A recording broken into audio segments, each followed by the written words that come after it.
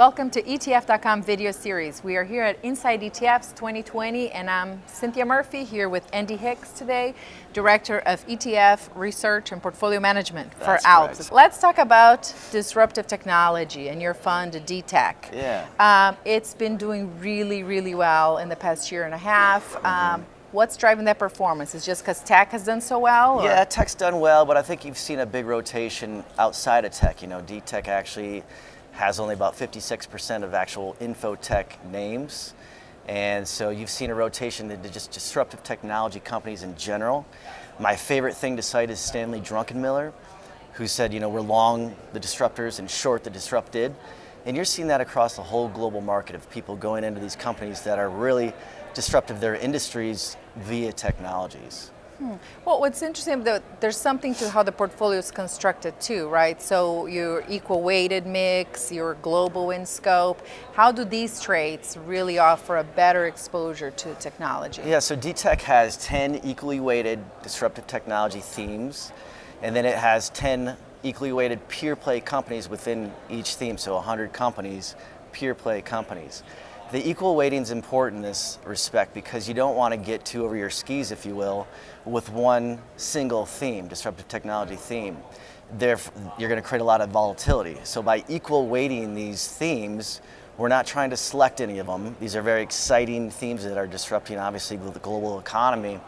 And equal weighting will help smooth that volatility as these things all trade differently. But when you equal weight in the tech space, you are definitely moving away from your big players and you end up having a smaller cap tilt. So is that a concern somebody has to take into account? You're going disruptive tech and you're taking your size risk, or does that work well? Yeah, within thematic ETFs, that pure play litmus test, if you will, and that means they have to have over 50% of their revenues towards that particular theme. We're going to avoid those larger conglomerates, Apples and Googles. You already own those in your core. We don't want to double up on those. We want to go down that market cap spectrum, and that pure play analysis that our index provider does on this particular ETF allows us to go down into more pure play names that are under-owned, if you will, in the marketplace, and that allows for more alpha opportunities because, again, they're not in the core, and therefore they pair very well with that core allocation. Is there a significant country tilt since it's a global? Is it mostly U.S. tech names or no? Yeah, it's mostly U.S., 65% U.S., 35% overseas, mostly developed in Europe. But again, we all saw in 2019, ex-US did not perform that well.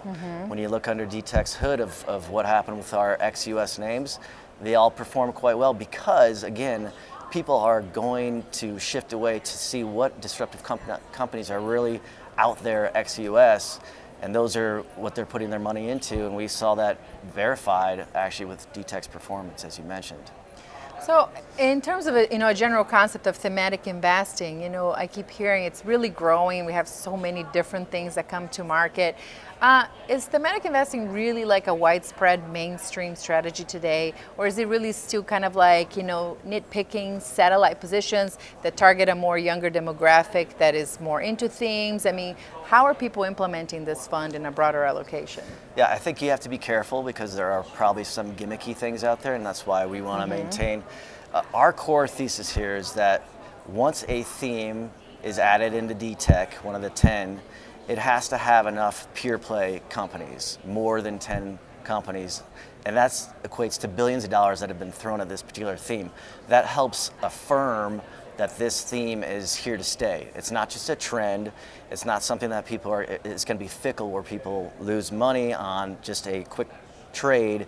These are established themes within disruptive technology because there's so many pure plays, i.e. billions of dollars that have been invested in the space to help verify that actual theme.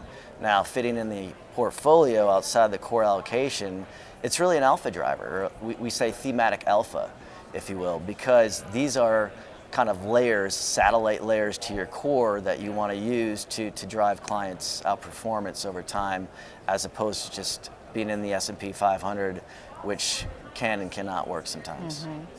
So as a final thought, you know, ALPS, what you guys have other themes you're looking at? Where do you see some growth opportunities? What should we expect to see from you guys? So we keep it very restrained. You know, we think right now we've got 3 thematic ETFs that have all done very well because they're, again, based on this pure play analysis within medical breakthroughs, within clean energy, have all performed very, very well because you're seeing a huge push. You know, for instance, blockchain is not something we'd want to get into. There's just not pure plays there. It's a very exciting space. In our opinion, it's not investable. There's just not enough companies out there to truly invest in blockchain. And we want to be careful that we're giving investors what they're by name investing in, as opposed to just putting in filler companies, we say, that may have a small portion of their revenue targeted to that theme. But by and large, it's not going to trade on that theme because it's not really a major part of their business. Right, makes sense. Well, Andy, we'll leave it at there. Thank you for joining me. Thank you all for joining us, and check out our other videos.